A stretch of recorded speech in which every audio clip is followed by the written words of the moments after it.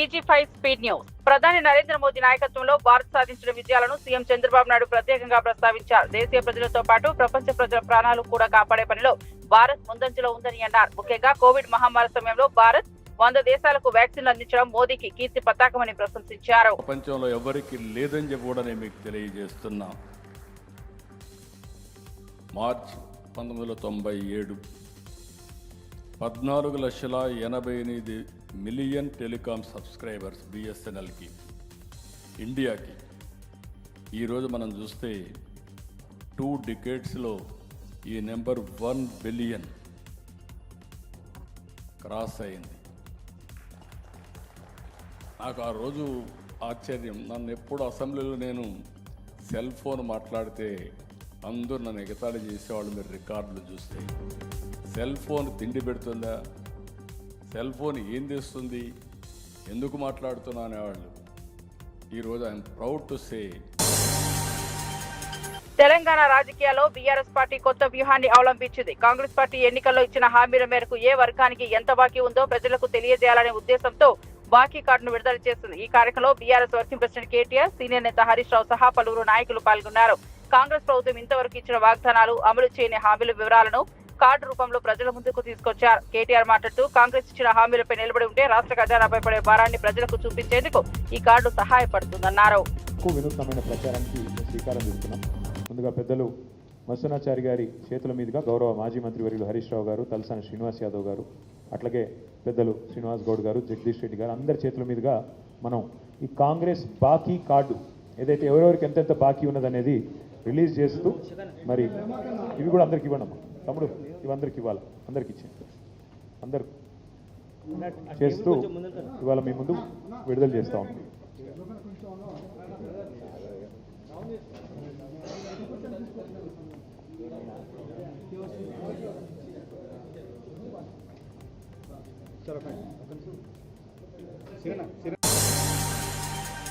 Tollywood senior నటుడు, Hindupuram MLA Nandamuri Balakrishna Vijayawada ఇంద్రకీలాద్రిపై సందడి చేశారు. దసరా శరన్నవరాత్రుల సందర్భంగా కనకదుర్గమ్మను దర్శించుకుని ప్రత్యేక పూజలు నిర్వహించారు. ఆలయానికి చేరుకున్న బాలకృష్ణకు దేవస్థానం అధికారులు ఆలయ మర్యాదలతో ఘన స్వాగతం పలికారు. అనంతరం ఆయన లలిత త్రిపుర సుందరీదేవి అలంకారంలో ఉన్న దుర్గా మల్లేశ్వర స్వామి అమ్మవారిని దర్శించుకున్నారు.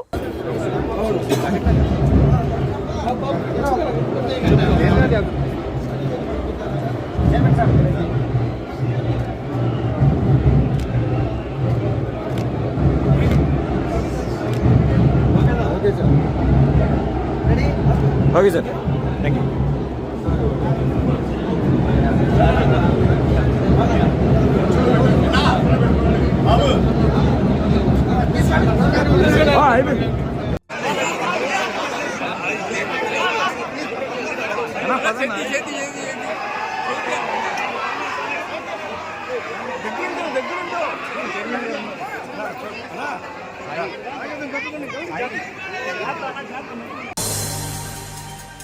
డీజీపీకి నియామక పత్రం ఇవ్వడం చరిత్రలో ఎక్కడా చూడలేదని మాజీ మంత్రి ఎమ్మెల్యే సబితా ఇంద్రారెడ్డి విమర్శించారు. సీఎం రేవంత్ రెడ్డి ప్రచారం కోసం డీజీపీకి కూడా నియామక పత్రం ఇచ్చారని ఆరోపించారు.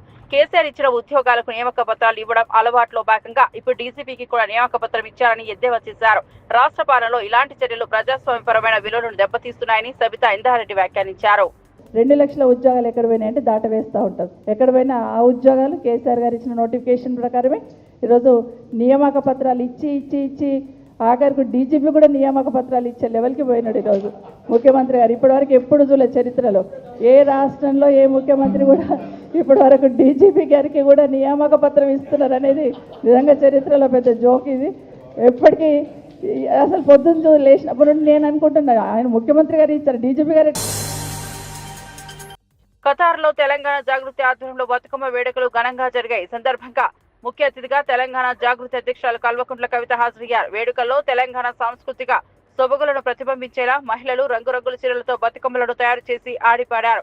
సాంప్రదాయ గీతాలు, నృత్యాలతో వాతావరణం సందడిగా మారింది. ఈ సందర్భంగా కవిత మాట్లాడుతూ బతుకమ్మ పండుగ తెలంగాణ సాంస్కృతిక ఐక్యతకు ప్రతీకగా నిలుస్తుందన్నారు. బతకలేక ఎక్కడ పోయిన తెలంగాణ వాళ్ళు అంటే పోతే బొగ్గుబాయి పోయిన లేకపోతే దుబాయ్ పోయిన అని చెప్పుకునేటోళ్ళం. అటువంటి మీ కష్టం మాకు అర్థమవుతుంది. తల్లిదండ్రులు విడిచిపెట్టి, కుటుంబాన్ని విడిచిపెట్టి ఇక్కడ వచ్చి ఎక్కడో క్యాంపులలో వండుకుంటా వచ్చే జీతంలో ఎంతో కొంత మిగుల్చుకొని మళ్ళా మీ కుటుంబాలకి పంపి మీ ఇంటి వాళ్ళని సాధేటటువంటి ప్రయత్నం మీరందరూ చేస్తారు. మీ మనసులో ఎంత దుఃఖం ఉంటుందో మాకు తెలుసు. ఆ దుఃఖం తీరాలనే ప్రయత్నం చేస్తున్నాం. మీరందరూ కూడా మళ్ళా తెలంగాణకు వచ్చే తమిళ సినీ నటుడు రాజకీయాల్లోకి అడుగుపెట్టిన తమిళగ వెట్రి కళగం అధినేత విజయ్ కి తొలి ఎదురు దెబ్బ తగిలింది. తమిళనాడు ముఖ్యమంత్రి ఎంకే స్టాలిన్ ఆయన కుటుంబ సభ్యులను కించపరిచేలా వ్యాఖ్యలు చేశారంటూ విజయ్ పై ఫిర్యాదు నమోదైంది. డిఎంఏకు చెందిన న్యాయవాది ఎన్ మురళీకృష్ణన్ తిరుచి ఎస్పీ కార్యాలయంలో ఈ ఫిర్యాదు చేశారు. సెప్టెంబర్ 20న మధ్యాహ్నం విజయ్ చేసిన ప్రసంగంలో సీఎం స్టాలిన్ ఆయన కుటుంబాన్ని లక్ష్యంగా చేసుకుని అవమానకరమైన వ్యాఖ్యలు చేశారని మురళీకృష్ణన్ ఆరోపించారు. మనసు తొట్టు சொல்லுங்க, வெளிநாட்டு முதலீடா இல்ல வெளிநாட்டுல முதலீடா? ஒட்டுமொத்த தமிழ்நாட்டுக்கும் முதலீடா இல்ல உங்க குடும்பத்தோட முதலீடு வெளிநாட்டுக்கு போகுதா? வேளாங்கண்ணி, நாகூர், கோடியக்கரைன்னு இங்க இருக்கிற டூரிஸ்ட் பிளேஸ் எல்லாம் கொஞ்சம் நல்லா டெவலப் பண்ணலாம். பண்ணா என்ன குறைஞ்சா போயிடுவீங்க? బంగాళాఖాతంలో ఏర్పడిన వాయుగుండం తీరం దాటడం, దానికి తోడు ద్రోణి ప్రభావం కొనసాగుతుండటంతో తెలుగు రాష్ట్రాల్లో రానున్న 2 రోజుల పాటు వర్షాలు దంచికొట్టనున్నాయి. ఈ మేరకు వాతావరణ శాఖ ఆంధ్రప్రదేశ్, తెలంగాణ రాష్ట్రాలకు హెచ్చరికలు జారీ చేసింది. పలు జిల్లాల్లో భారీ నుంచి అతి భారీ వర్షాలు కురిసే అవకాశం ఉందని ప్రజలు అప్రమత్తంగా ఉండాలని సూచించింది. తెలంగాణలో శనివారం, ఆదివారం ఉరుములు, మెరుపులతో కూడిన వర్షాలు కురుస్తాయని వాతావరణ కేంద్రం వెల్లడించింది.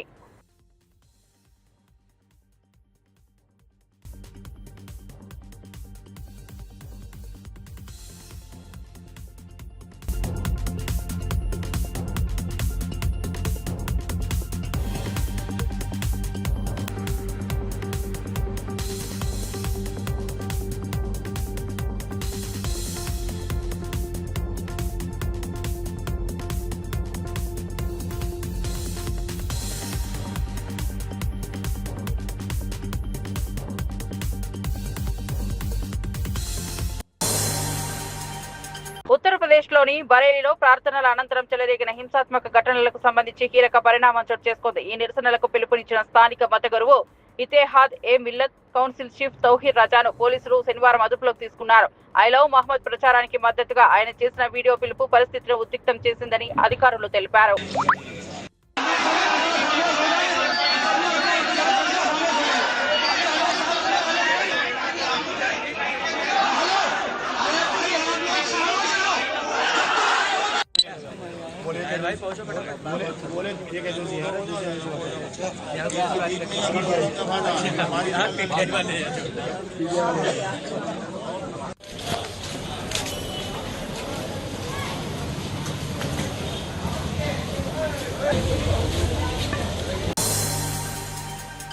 ఆసియా కప్ లో భాగంగా భారత్, శ్రీలంక మధ్య జరిగిన ఉత్కంఠభరిత మ్యాచ్ లో అరుదైన సంఘటన చోటు చేసుకుంది. మ్యాచ్ ఫలితం సూపర్ ఓవర్ కు దారితీయగా అందులో శ్రీలంక బ్యాటర్ దాసున్ సెనక స్పష్టంగా రనౌట్ అయిన క్రికెట్ నిబంధనల కారణంగా నాటౌట్గా ప్రకటించబడ్డాడు. ఈ ఘటన ఆటగాళ్లతో పాటు అభిమానులను కూడా గందరగోళానికి గురి చేసింది. సూపర్ ఓవర్ లో హర్షదీప్ సింగ్ వేసిన 4వ బంతిని శనక ఆడటంతో విఫలమయ్యాడు. బంతి కీపర్ సంజు శాంసన్ చేతుల్లోకి చేరగానే బౌలర్ క్యాచ్ కోసం అప్పీల్ చేశాడు. అంపైర్ గాజీ సోహెల్ అవుట్ గా తీర్పు ఇచ్చారు.